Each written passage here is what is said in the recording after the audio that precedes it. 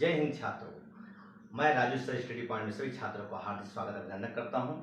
आज देखा जाए तो ये चैप्टर की बात करते हैं। हाई स्कूल छात्रों ने हमसे कहा कि सर आप थोड़ा सा सामाजिक विज्ञान के विषय में आप थोड़ा पढ़ाइए, तो मैं आज सामाजिक विज्ञान का एक चैप्टर लेके आया हूं। जो पहला ही चैप्टर है सामाजिक विज्ञान का, जो जर्मनी का एकीकरण मतलब राष्ट्रवाद है, और राष्ट्रवाद के अंतर्गत एक जर्मनी का एकीकरण चैप्टर है। उसी के अंदर जैसे फ्रांस की क्रांति है, फ्रांस की क्रांति के बाद एक जर्मनी का एकीकरण है, मैं वही चैप्टर लेके आया हूँ।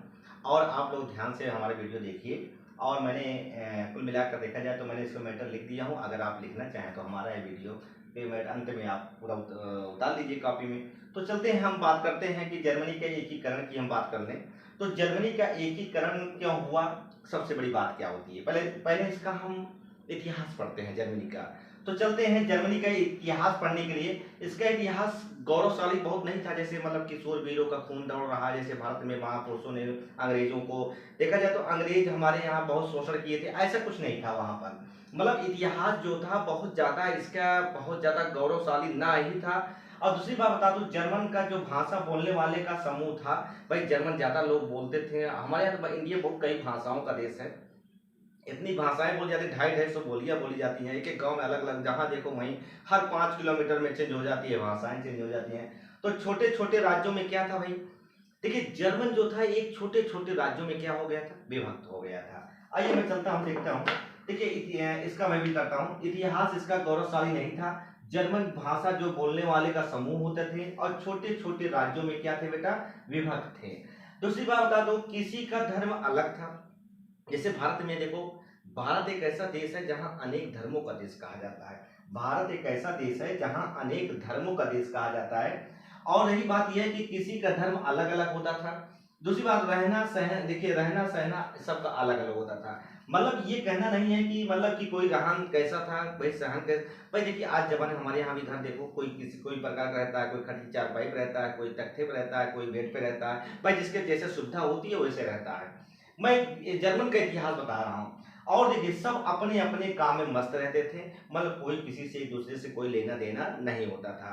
और जानते हैं मतलब कोई लेना देना, आज जमाने में हमारे भारत में भी कुछ ऐसे मानसिकताओं के लोग पैदा हो गए हैं। अब किसी से पड़ोसी कोई मारपीट हो या किसी पड़ोसी बीमार हो रहा है, उससे कोई लेना देना नहीं होता है। यदि कोई पड़ोसी पर मतलब परेशान है, उसको देखने वाला नहीं है, तो कहीं ना कहीं देखा जाए कुछ थोड़ा बहुत अपने भारत में भी ऐसा असर हो रहा है। सब अपने अपने में मस्त रहते थे, एक दूसरे से लेना देना नहीं होता था। और देखिए सबसे बड़ी बात क्या होती है, जर्मन की बात करते हैं, 300 राज्यों का एक संघ होता था। भाई संघ मतलब होता है केंद्र सरकार। मतलब देखा जाए तो संघ का मतलब क्या होता है, 300 राज्यों का संघ होता था। संघ का मतलब ये होता है केंद्र सरकार। केंद्र सरकार मतलब है जैसे अपने यहाँ 28 राज्य हैं, और 28 राज्यों का एक मतलब संघ हो, मतलब देखिए 7 केंद्र शासित प्रदेश हैं, तो उसमें हमारे यहाँ 28 और केंद्र शासित प्रदेशों का एक हेड होता है, और ये है संघ, केंद्र सरकार होती है, जो उसके मालिक होते हैं जैसे राष्ट्रपति, प्रधानमंत्री जी। तो मोटे तौर पर हम देखा जाए तो मोटे तौर पर बांटा जाए तो जर्मनी के 3 हिस्सों में बांट सकते हैं भाई, 3 हिस्सों में बांट सकते हैं। और 1970, देखिए 1970 नहीं होगा भाई, ये थोड़ा सी दिक्कत हो गई है। तो 1970 में 28 मतलब देखा जाए 1770 होगा, तो और से मैंने इसमें थोड़ा से मिसप्रिंटिंग कर दिया हूँ, 1870 होगा, ये थोड़ा ध्यान देना है। 1870 में आप बता दो, 1870 में जर्मनी के 3 हिस्सों में बांट दिया गया। जर्मनी को 3 हिस्सों में क्या कर दिया गया, बांट दिया गया। और ये चीज बता दूं, मैंने आप थोड़ा बता दूं, जर्मनी को 3 हिस्सों में बांट दिया गया, और उसमें उत्तरी जर्मनी परसा है, उत्तरी जर्मनी क्या है, परसा है। मध्य जर्मनी क्या है, राइन बैंड है। और दक्षिणी जो है बाइवेरिया है। तो देखा जाए जर्मन 3 हिस्सों में क्या हो गया था बच्चा, बढ़ गया था। और दूसरी बात बता दूं आपको, ये देखिए पहला हिस्सा, दूसरा हिस्सा, तीसरा हिस्सा मैंने बता दिया हूं, इसमें भी लिख दिया हूं, आप चाहें कॉपी में नोट कर सकते हैं, और इससे आपका एक नोट्स बन जाएगा याद होने का। मैं बहुत सरल भाषा में आपको प्रेजेंट कर रहा हूं। तो ये तीनों धार्मिक देखा जाए तो एकता का अभाव था।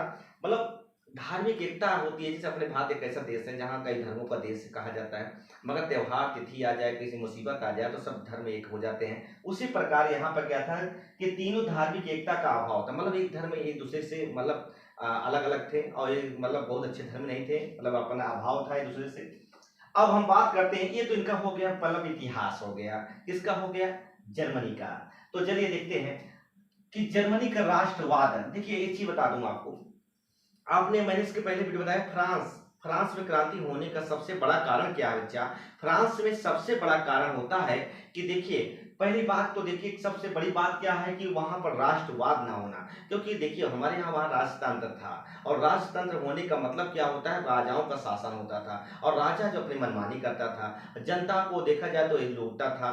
तो कहीं ना कहीं देखा जाए तो यहाँ राष्ट्रवाद धीरे धीरे वहां पे क्या हुआ, जैसे ही देखा लुई सोलहवां के समय आते हैं तो उसे भी एक मध्यवर्ती विचारधारा आई, और जिससे कारण से बच्चा उस समय क्या हुआ कि वहां पर देखा जाए तो राष्ट्रवाद की भावना पैदा हो जाती। अब यही कुछ मतलब पहले चैप्टर है राष्ट्रवाद। राष्ट्रवाद किसे कहते हैं? जो अपने देश से प्रेम करे, जो अपने मतलब भारत से प्रेम करे, अपने देश से प्रति सोचे, उसे हम राष्ट्रवाद कहते हैं। तो देखिए, कुछ लोग तो पैदा हो गए मतलब जिसकी सोच राष्ट्रवादी थी। भाई देखिए, आज भी भारत में ऐसे नहीं है, अगर भाई भारत के प्रति कोई अगर कुछ संकट आ जाता है कि तो पाकिस्तान हमारे ऊपर आक्रमण कर देता है, तो देखो उनके अंदर एक खून खौल जाता है, कहते हैं हमको ही तमंचा दो, हमको तोप दो, जब मैं जाता लगाने के लिए पाकिस्तान के पास। तो ये सब लोग क्या थे, कहीं ना कहीं धर्म के नाम पर इतिहास बताकर कुछ लोगों को बाहरी आकर राज्य कर रहे थे।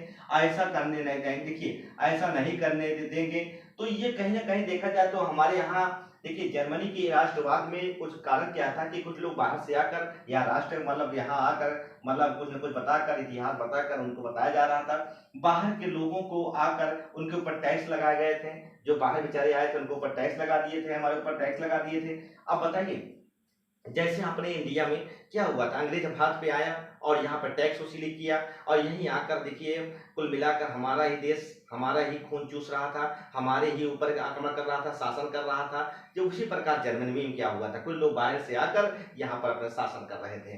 तो बच्चों और बता दूं, 18वीं शताब्दी की सदी के अंत तक बुद्धिजीवी पैदा हुए, और जिसके कारण स्टीन हीगल, कांट, इनके आने से एक चीज बता दूं आपको, जब भी कोई इतिहास बदलता है तो 100% एक पढ़ा लिखा वर्ग ही बदलता है, और कहीं ना कहीं कोई बुद्धिजीवी आएगा तो 100% इतिहास चेंज होगा। उसी प्रकार क्या हुआ, राष्ट्रवाद के अंदर, राष्ट्रवाद में भी क्या हुआ, बुद्धिजीवी लोग आए और इन्होंने राष्ट्रवाद पैदा किया, और जिससे एक सोच बनी और राजतंत्र हटाया गया और राष्ट्रवाद पैदा हो गया। समझे?